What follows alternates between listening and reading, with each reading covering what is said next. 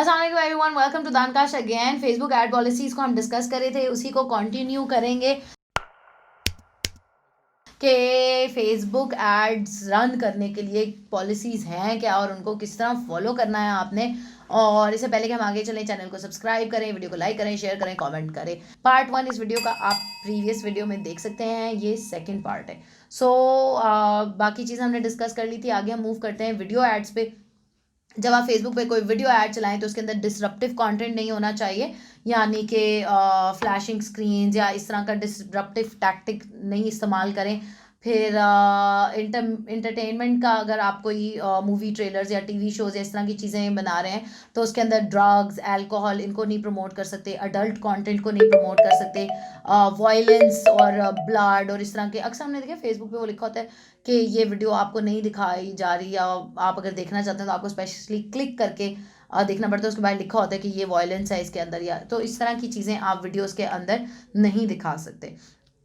फिर टारगेटिंग के ऊपर आ जाएं। टारगेटिंग के ऑप्शंस जो फेसबुक आपको देता है, बहुत डीप डाउन टारगेटिंग फेसबुक हमें देता है, अलाउ करता है, लेकिन उसके अंदर आपने इस तरह की टारगेटिंग नहीं करनी जिससे आप किसी के खिलाफ कोई हरासमेंट या किसी को प्रोवोक कर रहे हैं, या किसी को यूज़र्स को किसी एक ख़ास मकसद या किसी एक ख़ास सेक्ट या किसी एक ख़ास चीज़ के अगेंस्ट यूज़र्स को हरास या प्रोवोक या डिस्पैरेज करना चाह रहे हैं। तो ऐसा आपने नहीं करना, किसी के खिलाफ कंटेंट नहीं बनाना, टारगेटिंग इस किस्म की नहीं करनी। और अगर आप कस्टम ऑडियंस को टारगेट कर रहे हैं तो आपने उसकी एप्लीकेबल जो टर्म्स हैं उनको ज़रूर फॉलो करना है ऑडियंस क्रिएट करते हुए। फिर पोजीशनिंग की बात आ गई। जब आप अपने एड्स क्रिएट कर रहे हैं तो उनकी पोजीशनिंग जो है, जो उसके अंदर जो भी ऐड के एलिमेंट्स हैं, टेक्स्ट हो गया, इमेज हो गया, मीडिया हो गया, वो आपके प्रोडक्ट या सर्विस से रेलिवेंट होना चाहिए। जो ऑडियंस को आप ऐड दिखा रहे हो, ये नहीं कि आप ऐड दिखा रहे हो आईफोन का और दे रहे हो उन्हें नोकिया 3310।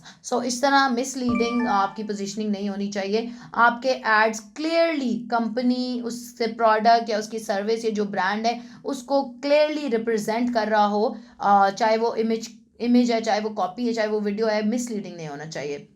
फिर अगर जिस चीज़ का ऐड है उसी लैंडिंग पेज पे जा रहा होना चाहिए, जो ऐड का कॉन्सेप्ट है या मैसेज है या ऑफ़र है, वही लैंडिंग पेज पे भी नज़र आ रही होनी चाहिए। ठीक है। फिर अगर आप लीड एड्स यूज़ कर रहे हो तो लीड एड से आपने लोगों के प्राइवेट इंफॉर्मेशन नहीं मांग सकते।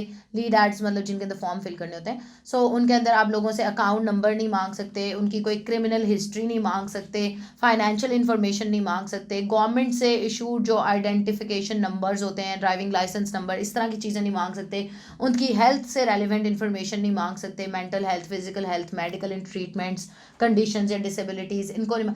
इंश्योरेंस से रेलिवेंट कोई इन्फॉर्मेशन नहीं उनसे मांग सकते कि उनका क्या पॉलिसी नंबर है और इस तरह की चीज़ें। पॉलिटिकल एफिलिएशन नहीं पूछ सकते कि किस पॉलिटिकल पार्टी को, या किस रेस से ताल्लुक़ रखते हैं, क्या एथनिसिटी है, इस तरह की चीज़ें नहीं। रिलीजन के कौन से मज़हब से, इस तरह की चीज़ों को नहीं आप टारगेट कर सकते। सेक्सुअल ओरिएंटेशन नहीं पूछ सकते कि आपको कौन से जेंडर में इंटरेस्टेड हैं या किस किस्म के लोगों के साथ आप गो आउट करना चाहते हैं।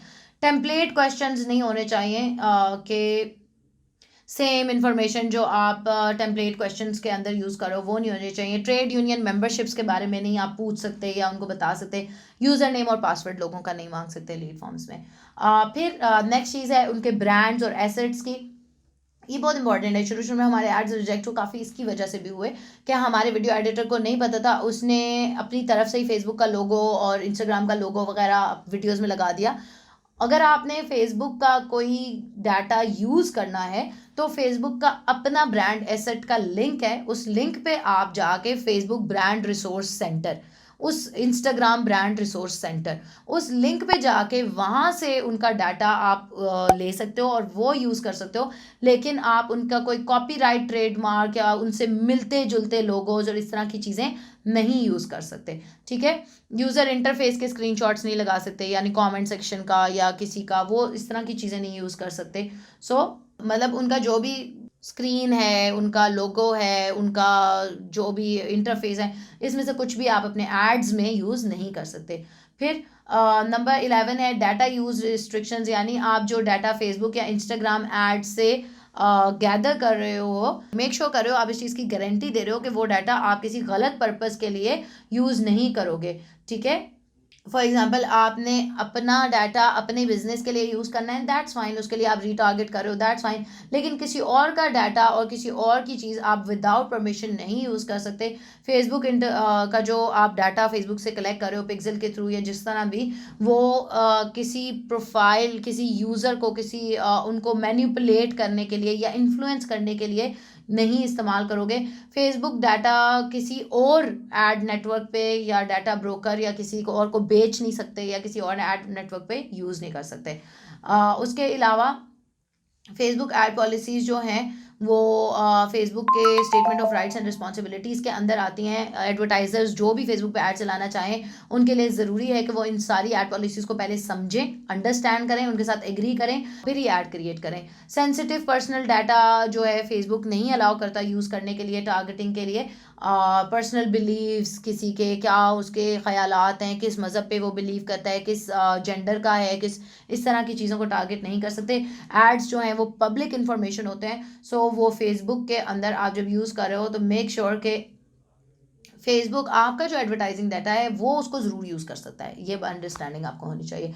जब आप अपने एड्स किसी और के बिहाफ पे अगर एड्स चला रहे हो तो आपने ये ज़रूर मेक श्योर करना है कि आप डिफरेंट क्लाइंट्स को डिफरेंट अकाउंट से मैनेज कर रहे हो। एक ही एडवर्टाइजिंग अकाउंट से डिफरेंट क्लाइंट्स को एडवर्टाइज नहीं करो, उनके ब्रांड्स को, क्योंकि बैन भी हो सकता है आपका अकाउंट। और फेसबुक के पास राइट है कि वो किसी भी ऐड को रिजेक्ट कर दे, अप्रूव कर दे या रिमूव कर दे अपनी मर्जी से, अगर उनको लगे कि ये उनकी पॉलिसीज़ को फॉलो नहीं कर रहा है या कोई नेगेटिव इम्पैक्ट क्रिएट कर रहा है। और फेसबुक इन पॉलिसीज़ को किसी भी टाइम चेंज कर सकता है। और ऐसी चीज़ें जो आपको, जैसे मैंने पहले वाली वीडियो में मेंशन किया था कि परमिशंस चाहिए होती हैं, सो अगर आपको कोई परमिशंस चाहिए तो आप फेसबुक का जो परमिशन का पेज है उसको विजिट करके वहाँ से रिटर्न परमिशन लेके उन एड्स को चला सकते हो जिनके लिए रिटर्न परमिशन चाहिए होती है। So this is about Facebook ad policies. अगर आपको कोई बात समझ नहीं आई हो तो आप ज़रूर मुझसे पूछें, आई बी हैप्पी टू हैव।